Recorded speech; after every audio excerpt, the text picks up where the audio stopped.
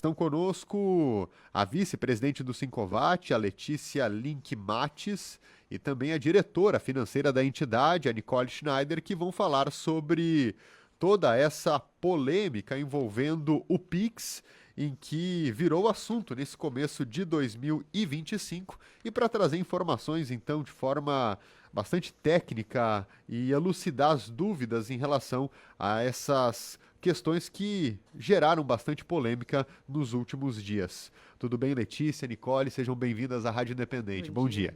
Bom dia, Nicolas. Bom dia aos ouvintes. Obrigada pela oportunidade, né, de mais uma vez o Sincovat estar aqui para tentar esclarecer um pouco desse assunto que está tão polêmico, né? Tá tão poucos dias do ano e já virou um assunto assim mais falado, né? E muitas dúvidas, muitas fake news, né, que a gente precisa esclarecer. Pois é, foi anunciado então uma normativa sobre movimentações financeiras envolvendo o Pix, envolvendo o cartão de crédito. Depois o governo revogou essa normativa e ontem, inclusive, uma medida provisória equiparando o Pix ao pagamento em dinheiro físico, que eu inclusive já ouvi de alguns especialistas que é uma medida um tanto quanto inútil até. O que a gente tem de informações para poder situar o nosso ouvinte nessa situação? Então, Nicolas, a fiscalização dos meios de pagamento, ela já existe há muitos anos, né? Então, as instituições bancárias, elas precisam informar para a Receita Federal as movimentações que acontecem nas contas correntes, através das aplicações, saques, cheques, cartão de crédito, há muitos anos, né? A própria declaração do cartão de crédito faz mais de 20 anos que vai para a Receita Federal. O Pix ele passou a ser um meio de pagamento, acho que faz uns 3 anos. Isso. Então, precisou ser atualizado essa legislação. O que aconteceu com essa instrução normativa? Ela só atualizou os meios de pagamento. A fiscalização sempre existiu, né? Mesmo antes dessa orientação. Mesmo Sim. antes dessa orientação. Inclusive no Pix. Inclusive no Pix, O porque é uma Pix movimentação bancária, essa né? instrução que saiu, ela é uma atualização dos meios de pagamento. Porque o Pix é uma novidade. Então, assim, a Receita Federal sempre teve acesso a essas informações, né? O que acontece que o pessoal se fixou muito nessa questão dos valores. A pessoa física pode movimentar 5, a pessoa jurídica pode movimentar 15. Não, qual é a grande questão? Tu precisa ter origem daquilo que tu está movimentando. Bom, se eu sou contratada por CLT e eu recebo R$10.000 por mês na minha folha de pagamento, tenho minha carteira assinada, e eu movimentar R$10.000 por mês, ok, tá tudo certo. Se eu tenho uma empresa que recebe R$100.000 por mês com nota fiscal e eu movimentar os R$100.000, tá ok, não tem problema. A grande questão é que a Receita Federal está fazendo essa atualização para fazer o quê? Evitar lavagem de dinheiro, corrupção, golpes financeiros, né? E também para pegar aqueles contribuintes que, vamos dizer assim, eles vivem com um valor e declaram outro, né? Não adianta eu passar R$20.000 por mês na minha conta e eu ter uma empresa que tira R$5.000 por mês de nota. Alguma coisa está acontecendo de errado, né? Então, essa questão que as pessoas não estão se fixando. A grande jogada do Pix, do cartão de crédito, do depósito, de qualquer movimentação financeira eu preciso ter origem. O que é origem? CLT, ou eu sou aposentado, ou eu sou pensionista, ou eu sou empresário que tira a nota fiscal, né? Que emite o documento e mesmo, fiscal. Né, Letícia, por exemplo, as empresas, o sócio, ele tem uma retirada de prolabore que é tributada. Então, se a empresa tira corretamente, essa empresa vai gerar lucros e ele vai ter uma distribuição de lucros que vai dar amparo à movimentação pessoa física. O que vinha acontecendo? Os sócios declaravam um salário mínimo e quando tu fazia a declaração do imposto de renda pessoa física, eles tinham faturas de cartão de crédito de 10, 15 mil, dinheiro investido. O que se comprova? Que existe alguma conta que não está fechando, porque com isso a empresa estava deixando provavelmente tirar nota, não distribuir lucros, paga menos imposto. A grande questão justamente é na renda informal, principalmente de mês. E essa é uma renda que muitas vezes ela não é declarada, tanto do ponto de vista da nota quanto dessa própria informalidade. Para esses profissionais que aumenta o rigor dessa fiscalização? Com certeza. É que, na verdade, é assim, né, Nicolas? Por que o MEI foi criado? Né? A gente tem que voltar um pouco no tempo. O MEI foi criado para regularizar aquelas profissões que não contribuíam com nenhum valor de INSS. Então, o pintor, o encanador de pequenos reparos, a manicure, né? Para quê? Para que eles tivessem pelo menos o benefício de um salário mínimo de INSS quando se aposentar, quando entrar de licença maternidade, acidente, alguma coisa assim. Com isso, eles têm um limite anual de faturamento de R$ 81 mil por ano. Então, na média, dá 6.750 mês. Então, o MEI, ele precisa se atentar que ele não entra na regra de outras pessoas jurídicas, ele entra na regra do MEI.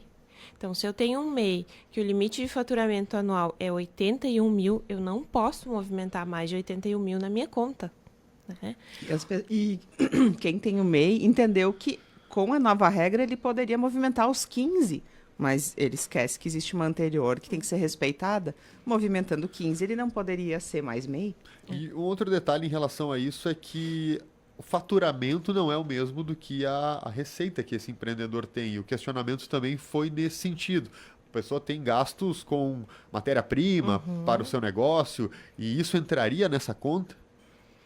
Na verdade, assim, o que a gente tem que fazer? A gente tem que fazer o livro caixa dessa empresa. Bom, eu faturei 81 mil, vai ter passado, Esse recebido... 81 é faturamento. Faturamento. De MEI, né? Isso, faturamento de MEI. Né? Não sendo MEI, a empresa pode faturar. Não existe Perfeito. limite Não de existe faturamento, regra, ela só tem que oferecer Só a muda pro tributação. simples daí. Isso. Ou para outra Outra categoria? forma de É. tributação. Depende Mas os 81 mil é quanto eu faturei, faturamento bruto. Bruto, Né? perfeito. Deste faturamento bruto, eu vou descontar as minhas despesas, que eu vou ter o meu faturamento líquido, né? Então, o que é importante? O MEI, ele não é obrigatório a emissão de nota fiscal. Ele precisa emitir a nota se o contribuinte pede, ó, tu prestou um serviço para mim, eu quero nota fiscal. Daí ele precisa emitir. Então, por onde se pega essas informações? Além da declaração anual do MEI, pela movimentação bancária, né? E a gente conhece inúmeros casos, aqui próprio em Lajeado, na nossa região, que as prefeituras fazem um trabalho muito bacana, porque se a gente for analisar, é o correto. Se existe a legislação que prevê 81 mil, eu preciso seguir essa legislação, né? Então, é feita essa verificação através das contas bancárias. Então, quem é MEI, nossa, eu faturo mais do que isso, o que é o ideal? Procura um escritório de contabilidade, procura um contador que tu confia e tu tem que fazer a transformação dessa empresa. Ela não pode mais ser MEI, ela tem que ser uma empresa Até porque o optante MEI pelo foi simples, criado, né? tipo, para ser um incentivo quando tu vai começar um pequeno empreendimento de não ter um custo tão alto, porque ele não tem a obrigação de ter um contador, o imposto é reduzido e é fixo. Mas no momento que tu ultrapassa esse valor, é quando também o teu negócio está gerando um valor maior, onde tu teria que fazer essa migração. A gente hoje, como contador, tem exemplos de mês onde é permitido 81 mil, eles estão recebendo 300 por ano. E o MEI, ele é para algumas categorias específicas, Isso. né? Não é para qualquer profissional Não. que consegue obter dentro das classificações lá de finalidade De atividades, da empresa, né? Uhum. Isso, tem algumas atividades que são permitidas, outras atividades não, né? Mas o que é importante que eles se atentem, né? Essa questão do faturamento, até porque assim, né, Nicolas, se a Receita Federal notificar essa empresa, ela é desenquadrada de forma retroativa, né? Então, tu vai ter que apurar o imposto como Simples Nacional retroativo, tu vai ter que pagar o Simples, tu vai ter que pagar juros, tu vai ter que pagar multa, tu vai ter que pagar o INSS, vai ter que pagar o juro e multa sobre o INSS. Então, o gasto é muito maior. Então, o melhor é sempre tu andar dentro da lei, né? Tu seguir as regras. Se a lei existe, se a normativa existe, é porque ela pode ser aplicada. O ouvinte pergunta aqui, precisa ter conta jurídica ou fisco referente à conta pessoa física também? No caso do MEI, o ideal seria a conta pessoa jurídica. O ideal. Importante até para separar, né? Sim. Ter uma conta Porque no senão CNPJ. o que pode acontecer? Em algum momento de fiscalização, eles podem entender que toda essa tributação é no CPF. Então, assim, se tem um MEI, abre a conta pessoa jurídica, recebe os valores por lá e depois transfere para a conta pessoa física. Aí fica muito claro se em algum dia ele for fiscalizado de que ele possui um MEI, o que é do MEI ele recebe na conta do CNPJ e o que é a movimentação dele está no CPF. Hoje, qual que é a tributação voltada ao MEI? O MEI, eles pagam 5% sobre o salário mínimo, né? Então, ele está em 80 e vai até 86, É. conforme a atividade, se tem 84, acho que serviço ou não. inicia, Só que é uma taxa fixa, é uma vez por mês, é dispensado de contador, não paga alvará da prefeitura. Então, ele só tem esses 12 recolhimentos no ano. E aí, quando muda para o Simples, Isso, quando muda para o Simples Nacional, então ele é um enquadramento tributário que tu vai fazer o recolhimento do imposto de acordo com a quantidade de nota que tu emitir, né? E de acordo com o tipo de atividade. É comércio, são determinadas alíquotas, a prestação de serviço são outras alíquotas. Então, o cálculo do imposto é feito com base no que tu emitiu de nota fiscal no mês, né? O INSS também passa a ser 11% sobre o salário mínimo. O mínimo que tu pode recolher é sobre um salário mínimo, né? Precisa ter um escritório de contabilidade, precisa ter um contador, tem a contabilidade Aí regular, passa a né? ser obrigada a emissão de nota Isso, fiscal. é. Mas é aquela questão como a Nicole comentou, né, Nicolas? O MEI, ele foi criado para regularizar os pequenos e para incentivar. Bom, eu vou tentar abrir um para negócio. sair da informalidade. Isso, eu vou realmente. tentar abrir um negócio, vamos ver se vai dar certo. Bom, eu abri, deu certo. Eu preciso ter a consciência que eu não posso ficar nessa forma tributária se o meu faturamento é maior O do que isso, acontece né? é que os negócios, vários acabam dando certo, mas aí a pessoa opta em permanecer na tributação do MEI, mesmo recebendo mais. A gente tem situações de que existe uma empresa e eles abrem um grupo familiar de MEI. No mesmo endereço tem 5 MEIs. Eu achei que nem era permitido ter mais de um endereço no meio. Às vezes eles colocam um ponto de referência ou num local tem mais salas. Entendi. Mas isso, assim, a Receita Federal do Brasil, ela é um dos órgãos de fiscalização mais modernos do mundo, né? Então, as pessoas precisam ter a consciência. O que ainda existe a falta de pessoas, né? Porque os softwares, eles existem, né? Eles têm os dados atualizados em tempo real.